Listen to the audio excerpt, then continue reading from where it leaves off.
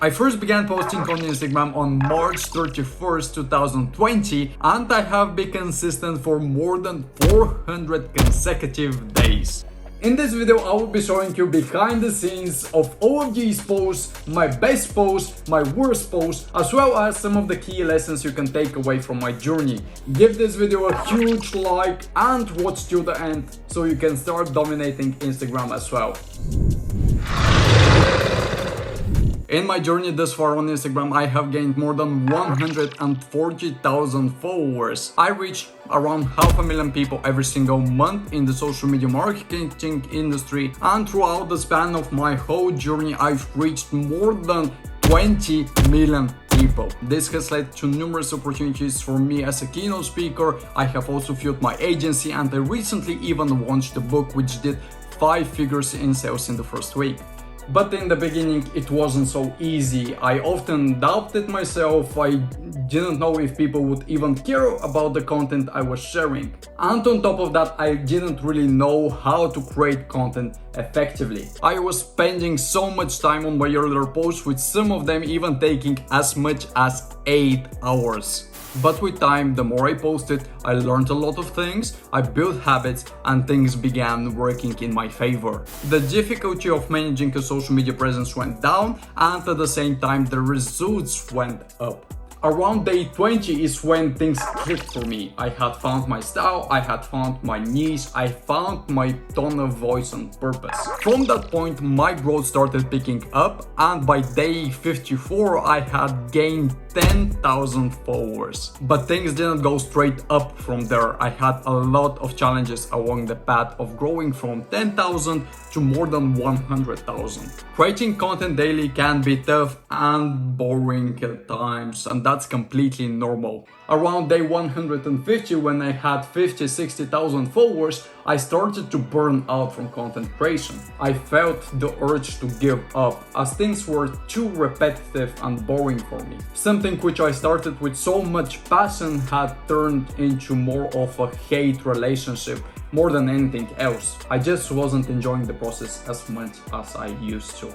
That is when I decided to switch things up. I knew that if I wanted to continue being consistent and serving value, I had to change my strategy. And that's when I began introducing different content formats. You see, before that, I was only concentrating on carousel type posts. But around 50 to 60k mark, I began introducing single images, diagrams, memes, and this was the needed creative outlet which kept me going. And then this happened. My new content format, which I just introduced and I was so afraid of underperforming, actually went viral for me. This one single post managed to gain me hundreds of followers and 2 to 3x my user engagement, and this sparked my passion for content creation. I knew that I didn't have to limit myself to only things I knew were working, but I could freely experiment because you never know which post can go viral for you. Now I have continued upon this trend, introducing reels to my content strategy, IGTV videos, carousels, single images, memes, diagrams, and every single content format serves a specific purpose because everyone learns differently, and one part of your audience might prefer single images, another part might prefer videos, so you have to have that healthy balance between different formats in order to make sure your audience is as happy as they can be and you as a creator are just as fulfilled. Hopefully this gives you an idea of what type of content you can be sharing in order to improve your reach and growth. Now that we have explored my content strategy, let's dive deep into some of my best and the worst posts, and hopefully you can learn from my mistakes and take the lessons which I'm about to share with you in order to improve your social media presence. My best reel thus far has more than 270,000 views and 9,000 likes, and it is a tutorial which enables you to create your own profile picture in 16 seconds. The reason why it did so good is because the topic is super popular. Everyone wants to know how to create a better profile picture because I shared something new and I made it straight to the point.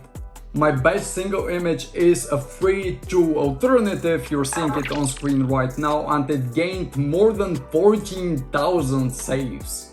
And it is so good because it was easy to extract value from it. You didn't have to watch a video, you didn't have to swipe through a carousel in order to find it helpful.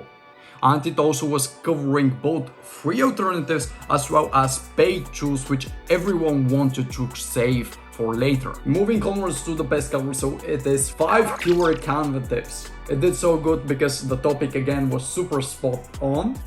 I and my collaborator covered tricks and tips which weren't as popular at the time and people could implement immediately and see results from them.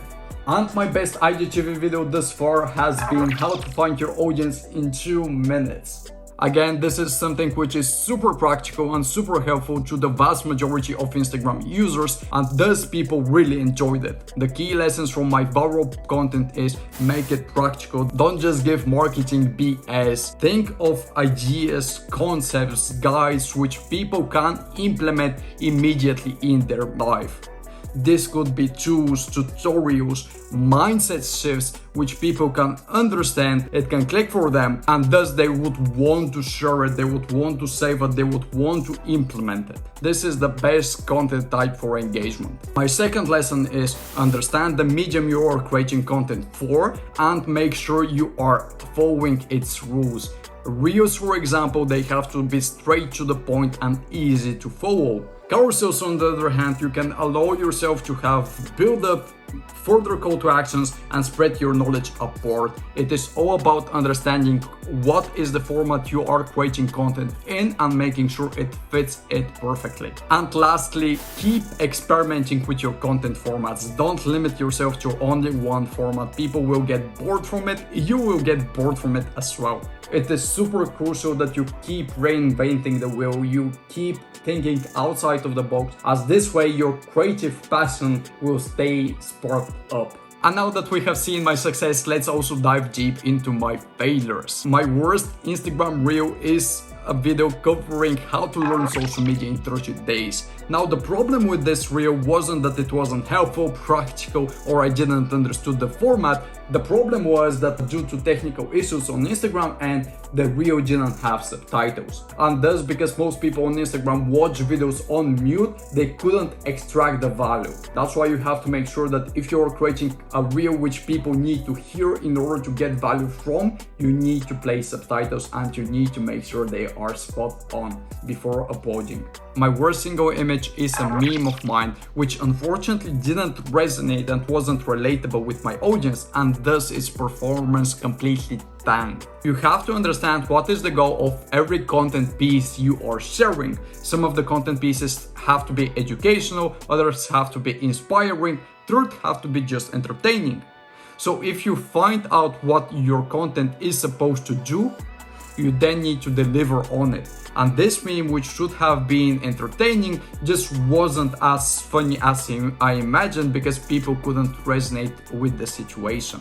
My worst carousel has been a carousel about mindset, again something which needs to inspire people, that it needs to make it click for them, and yet I didn't manage to make it relatable for them. I was discussing a topic of earning a lot of money through social media, but most of my audience had just started their journeys or were scaling up, and this issue wasn't something which they resonated with. And lastly, my worst IGTV video is again due to technical problems, this time on my end though, because I didn't respect the ratios of my IGTV video. IGTV actually cuts on top and on the sides, and if you have text which is too close to the borders on the side or text which is too close to the borders on top, it is going to be cut on your profile and on the home feed. And thus, because I had text on the side and that text was actually super crucial to my video success, it actually underperformed for me. But by understanding that social media is a marathon, not a sprint, I'm not worried if I get one bad post, because I know that the next day I have another chance to succeed. You just have to be consistent and you need to think long term. If you want to learn more about how I grew to more than 140,000 followers, make sure you get my ebook, link is in the description, and start dominating Instagram.